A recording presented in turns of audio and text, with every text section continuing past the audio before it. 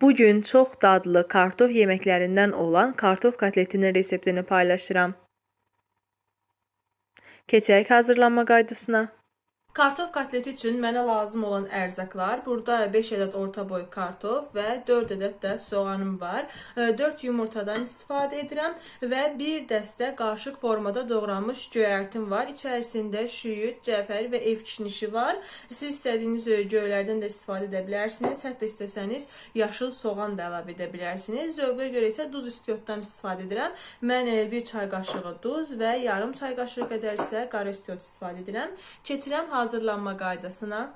Hazırlanma qaydasında bütün soğanı və kartofunu rəndənin xırda gözü ilə rəndələyirəm.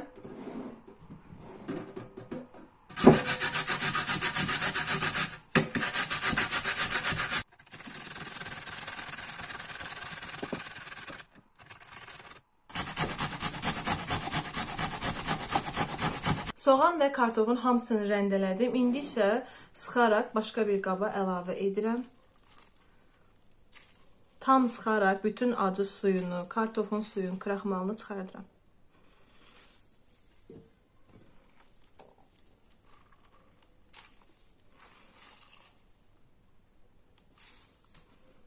Kartofun və soğanın suyunu sıxıb çıxartdım artıq. İçərisinə digər ərzaqlarını əlavə edərək bişirməyə başlayacağım.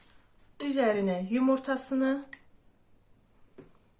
duzunu və qara istiotunu əlavə edirəm.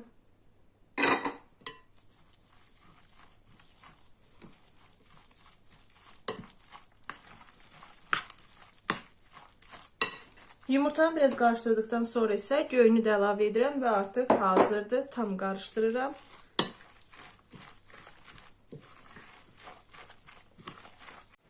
Kartof kotletinin hazırlanma prosesi başa çatdı. Hazırdır. İndi isə keçirəm artıq qızartmağa.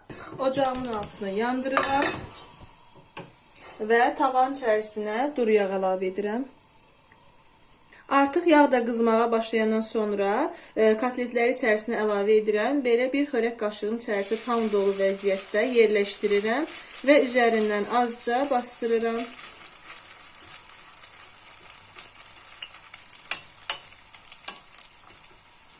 Ocağın altını çox isti etməyin ki, kotletlərin içi də bişsin, yanmasın.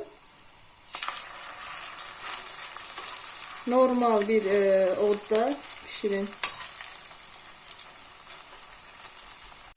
Hər dəfə kotletləri içərisinə qoyanda qarışdıraraq götürün ki, yumurtalı hissəsindən də əlavə olunsun. Yumurtası da olsun üzərində.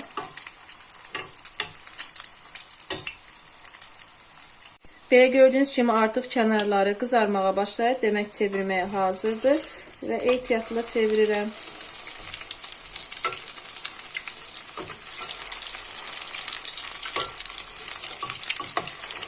Digər üzü də eyni ilə belə qızarandan sonra artıq tavadan götürəcəm.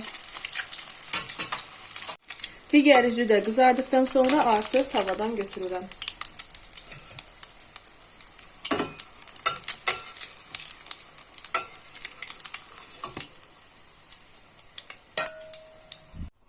Və eyni qaydada bişirməyə davam edirəm.